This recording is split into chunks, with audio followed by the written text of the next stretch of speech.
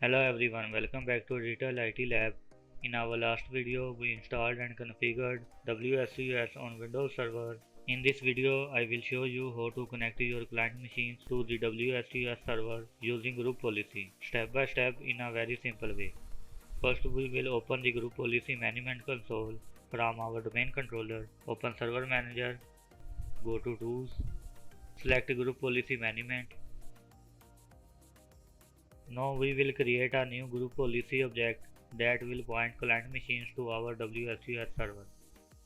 Right click on your domain, select create a GPO in this domain and link it here and name it. Click OK. Next we edit the GPO to configure Windows update settings. Now right click on the new GPO, select edit. Inside the group policy editor, we navigate to the Windows update setting. Go to computer configuration, open policies, open administrative templates, open Windows components, scroll down and open Windows update. Open manage updates offered from Windows Server update service. Double click on the policy that says specify intranet Microsoft update service location. Set it to enabled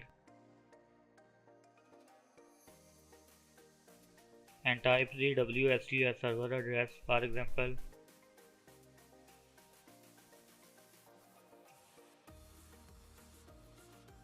for both update and static 6 server, and type the same address here. Click on apply, click OK. Now go back to Windows Update, open manage end user experience. Double click on the policy that says configure automatic updates. Set it to enabled. Choose option like auto download and schedule the install and set schedule time according to your need. Click on apply, click OK. Now close the group policy management editor. Finally, link the GPO to your domain or specific organizational unit where client machines exist. Right click on your domain, select link an existing GPO and select WSUS policy. Click OK. Now go to client machine. On a client machine, open command prompt.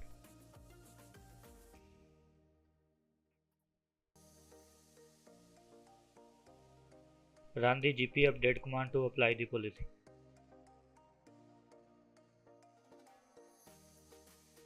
The policy is applied successfully. Finally, we can verify that the client is connected to WSUS. On client, run this command and then run this command. Then check the WSUS console. You can see the client list. And that's it.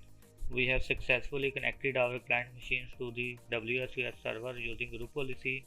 If you found this helpful, don't forget to like, share and subscribe to Digital IT Lab for more IT tutorials.